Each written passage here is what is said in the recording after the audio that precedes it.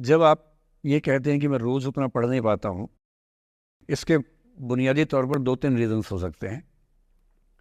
पहली बात तो कोई भी नहीं पढ़ पाता है, मैं भी नहीं पढ़ पाता हूँ उतना। हम लोग प्रिटेंड करते हैं कि हम बहुत पढ़ते हैं। ईमानदारी की बात है कि मैं आज तक कभी भी 1 घंटे से ज़्यादा एक साथ नहीं पढ़ पाया हूँ, और मैंने ठीक-ठाक पढ़ाई की है वैसे, है ना? आप भरोसा कर सकती हैं इस बात पे।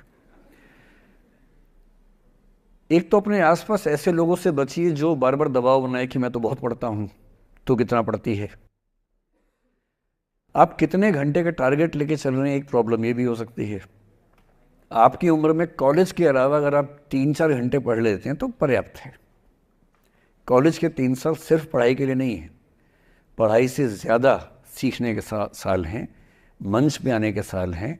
दोस्तों के साथ फिल्म देखिए, दोस्तों के साथ आउटिंग पे जाइए, रेस्टोरेंट में बैठ के खूब बकवास कीजिए उनके साथ। उसमें जो सीखेंगे वो केवल पढ़ाई से नहीं सीखेंगे। तो दिन में 3-4 घंटे बहुत होते हैं। और बाकी मैं एडवाइस करता हूँ बच्चों को कि बहुत सारी एक्टिविटीज़, जिसमें से एक एक्टिविटी चाय की दुकान पर दोस्तों के साथ बैठना, 1 घंटे बात करना भी शामिल है। पर्सनैलिटी ग्रूमिंग के लिए बहुत ज़रूरी है। फिर आप लोगों की उम्र में इमोशंस थोड़े उठापटक होती रहती है। अगर आप महीने के 30 दिन में से 6-7 दिन बीच में नहीं पढ़ पाते डिस्टर्बेंस से, तो इसका मतलब है कि आप दिमागी तौर पर एकदम ठीक हैं। चिंता उनकी है कि जो रोज पढ़ रहे हैं। इसका मतलब वो अपनी उम्र में जी नहीं रहे, वो किसी और उम्र में जी रहे हैं।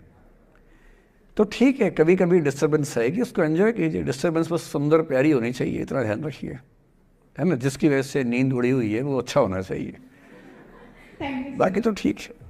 नमस्कार सर। नमस्कार। सर, मेरा नाम रश्मि श्रीवास्तव है और मैं यहाँ हिंदी ऑनर्स द्वितीय वर्ष की छात्रा हूँ। सर, सबसे पहले तो मैं आपको बहुत बहुत धन्यवाद देना चाहूँगी सर। आपसे मिलकर बहुत अच्छा लग रहा है मुझे और ये मेरे लिए बहुत बड़ी सौभाग्य की बात है। सर, मेरा प्रश्न है आपसे कि सर, मेरे साथ ऐसा हुआ कि मैं बचपन से बहुत अच्छी स्टूडेंट रही और सर मेरी ज़िंदगी में ऐसा एक वक्त आया जब मुझे 2 बार असफलता का सामना करना पड़ा और सर तीसरी बार मैं सफल हुई, परंतु सर आज भी वो डर मेरे मन से नहीं जा रहा है।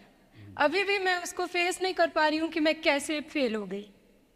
और सर कभी ऐसा होता है कि मैं सो रही हूँ और रात में मुझे वो डर लगता है कि आगे मैं नहीं कर पाऊँगी। मुझे ऐसा लगता है कि आगे अगर मैं कुछ अच्छा करना चाह रही हूँ तो मुझे उस असफलता का डर रहता है कि जो मैंने फेस किया है, और सर मैं उससे उभर नहीं पा रही हूँ।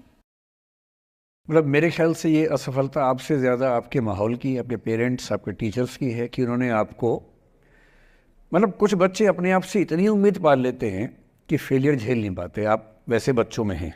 जो आपने कहा ना कि मैं शुरू से बहुत अच्छी स्टूडेंट रही हूँ, ये दुर्भाग्य की बात है, ये अच्छी बात नहीं है। मैं नहीं चाहता कि बच्चे अच्छे स्टूडेंट बने। अच्छे स्टूडेंट का मतलब जो बहुत पढ़ाकू किस्म के होते हैं, सीधे स्कूल से घर, घर से स्कूल, घर में घुसते ही होमवर्क करना शुरू किया, वैसे बच्चे ज़िंदगी में बड़े परेशान रहते हैं। बच्चों को होना चाहिए छटा हुआ टाइप का, शरारती, बदमाश, मतलब काम भी करें स्कूल का, लेकिन बेसिकली आपको स्मार्ट होना है, कॉन्फिडेंट होना है। पढ़ाकू होने से ज़िंदगी बहुत अच्छी नहीं चलती है। ज़िंदगी के लिए ना व्यक्तित्व चाहिए। हुआ क्या आपके साथ, आपको बता दिया गया कि अच्छा बच्चा वो है जो पढ़ता है, होमवर्क करता है, आपने वो सब किया। तारीफ़ें आपकी इतनी हुई होंगी कि बेटा तुम तो कुछ भी कर दोगी, आपको भरोसा हो गया कि मैं कुछ भी कर दूंगी। लेकिन ऐसी ऐसी तारीफ़ें हर गांव, हर मोहल्ले में कई बच्चों की हो रही थी। जब उन सब में कंपटीशन हुआ तो कुछ सफल हुए, बहुत सफल नहीं हो पाए। तो जो सफल नहीं हो पाए उनको बहुत बेचैनी हुई। आपका सौभाग्य है कि अब तीसरी बार में सफल हो गई। कई ऐसे लोग हैं जो कभी सफल नहीं हुए ज़िंदगी में, उनको भी तो जीना है।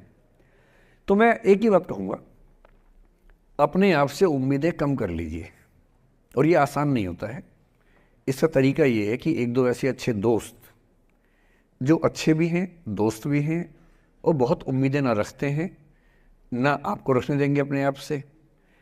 डायरी लिखने से लेकर कुछ अच्छे उपन्यास पढ़ना, अच्छी फिल्में देखना, जो आपको सहज होना सिखाएं, न कि महान होना सिखाएं। महानता से बड़ा कोई रोग नहीं है, इस चक्कर में नहीं पड़ना है। सामान्य होना है। असली जद्दोजहद सामान्य होने की है, महान होने की नहीं है। सहज होना है। तो अपने आप से क्या कहना, रोज़ कहना है कोशिश पूरी करूँगी, सफलता मिल गई तो बढ़िया, नहीं तो क्यों डरे, ज़िंदगी में क्या होगा, कुछ ना होगा तो तजुर्बा होगा, और भाड़ में जाए, सीधी सी बात। नमस्ते सर। सर मेरा क्वेश्चन थोड़ा सा इनसे अलग है। सर जैसा आपने कहा कि लेट गो करना चाहिए, लेकिन क्या करना चाहिए? लेट गो हाँ, करना let- चाहिए। हमने भी ये चीज़ सुनी है कि जिसके नसीब में जो लिखा होता है एक दिन उसे वो मिलता ही है, तो उसके लिए हमें परिश्रम करना चाहिए।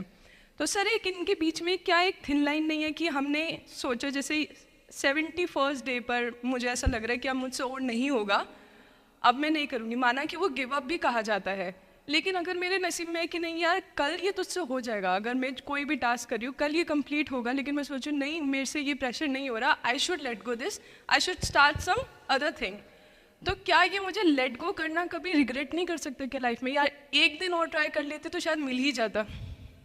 देखिए, जो नसीब का मामला है, मेरे ख्याल से आपकी उम्र में नसीब को नहीं मानना चाहिए। दुनिया में किसी को नहीं पता कि नसीब है या नहीं, और है तो कितना है। सब तुक्का लगा रहे हैं, मैं भी तुक्का लगा रहा हूँ, ठीक। जो हार जाता है ना, उसको तसल्ली देना बहुत ज़रूरी है, वरना वो जी नहीं पाएगा। और पराजित व्यक्ति को तसल्ली देने के लिए सबसे अच्छा शब्द है नसीब, भाग्य, नियति, बहुत ज़रूरी है। और इसलिए एक उम्र के बाद गीता का सार पढ़ना बहुत ज़रूरी है। समझना पड़ता है कि सब कुछ हमारे हाथ में नहीं होता है, सच में नहीं होता है, पर इसका मतलब ये भी नहीं है कि सब कुछ किसी और के हाथ में होता है। अगर ऐसा होता तो बिना मेहनत करने वाले आईएएस बन जाते या कुछ भी बन जाते।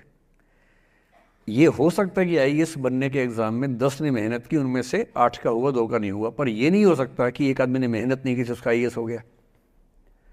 बिना मेहनत के तो नसीब भी नहीं मिलने वाला है। इसलिए ये मान लीजिए कि कुछ ना कुछ चीज़ें हमारे कंट्रोल में नहीं हैं, लेकिन जितना कंट्रोल में है उस पर पूरी ताकत लगाएंगे, पूरा डिसिप्लिन रखेंगे, तो हम अपनी किस्मत सबसे अच्छी लिख पाएंगे। सबसे अच्छी मतलब बाकियों से नहीं, मेरी जितनी अच्छी हो सकती है उतनी अच्छी लिख पाएंगे। और इसलिए अगर आपको लगे कि मैं नहीं कर पाऊंगी कोई काम, तो उसको गिव अप ही कहते हैं। लेट गो का मतलब तब होता है जब आप मन भर चुका है, अब उसकी ज़रूरत महसूस नहीं हो रही। जैसे आईएएस बनने की कोशिश कर रहे हैं, नहीं बन पाए, तैयारी छोड़ दी, गिव अप है। बन गए, नौकरी की, मज़ा नहीं आया, छोड़ दिया, ये लेट गो है। लेट गो करने के लिए पहले हासिल करना पड़ता है, या हासिल होने से पहले उस मनोभूमि पर पहुंचना पड़ता है जहां हासिल होने का सुख आपने महसूस कर लिया और उसमें मज़ा नहीं आया, ठीक ही है, औसत है, तब छोड़ दिया। इसलिए आपकी उम्र को शोभा नहीं देता कि हम नसीब की बात करें, ये शोभा देता है मेरी उम्र को। तो 30-40 के बाद नसीब, भाग्य, नियति चलेगा। फिलहाल कर्म पे भरोसा कीजिए, मेहनत, डिसिप्लिन, और मोटिवेशन से ज़्यादा महत्वपूर्ण है डिसिप्लिन, ध्यान रखिएगा। मोटिवेशन का ग्राफ ऐसा होता है, फिर ऐसे नीचे आता है धीरे धीरे, डिसिप्लिन ऐसे रहता है। और डिसिप्लिन वाला व्यक्ति हमेशा मोटिवेशन वाले व्यक्ति से ज़्यादा सफल होगा, ये मान के चलिए। सबसे अच्छा क्या है, मोटिवेशन विद डिसिप्लिन। तो कोशिश कीजिए कि नसीब